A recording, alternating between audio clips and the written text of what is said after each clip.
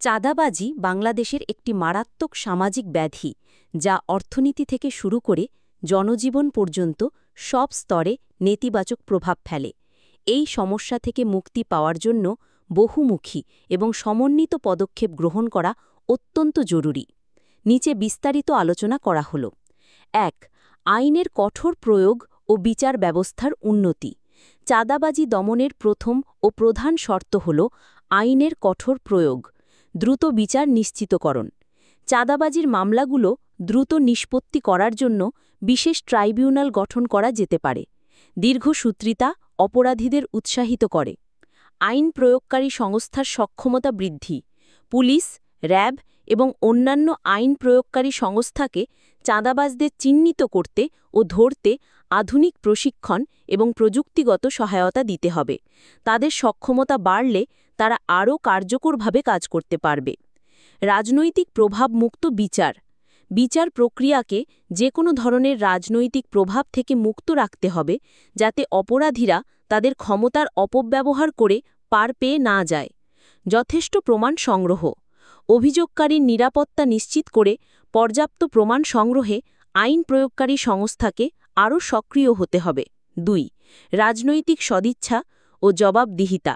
চাঁদাবাজির সাথে প্রায়শই রাজনৈতিক যোগসাজশ দেখা যায়, তাই রাজনৈতিক সদিচ্ছা এর সমাধানে অত্যন্ত গুরুত্বপূর্ণ। রাজনৈতিক আশ্রয় বন্ধ। ক্ষমতায় থাকা রাজনৈতিক দলগুলোকে তাদের ছত্রছায়ায় থাকা চাঁদাবাজদের বিরুদ্ধে কঠোর ব্যবস্থা নিতে হবে। কোনো রাজনৈতিক নেতার আশ্রয় প্রশ্রয় চাঁদাবাজদের উৎসাহিত করে। জবাবদিহিতা নিশ্চিতকরণ। জনপ্রতিনিধি এবং রাজনৈতিক নেতাদের চাঁদাবাজির বিরুদ্ধে স্পষ্ট অবস্থান নিতে হবে। যেসব জনপ্রতিনিধি বা রাজনৈতিক নেতা চাঁদাবাজির সাথে জড়িত, তাদের বিরুদ্ধে দৃষ্টান্তমূলক ব্যবস্থা নিতে হবে। স্বচ্ছতা ও নজরদারি। রাজনৈতিক দলগুলোর আয়ের উৎস এবং ব্যয় স্বচ্ছ করতে হবে, যাতে অবৈধ অর্থের লেনদেন না হয়। ৩. জনসচেতনতা বৃদ্ধি ও সামাজিক প্রতিরোধ। আইন ও প্রশাসন একা এই সমস্যা সমাধান করতে পারবে না যদি না সাধারণ মানুষ সচেতন ও সোচ্চার হয়। অভিযোগ জানানোর সহজ প্রক্রিয়া।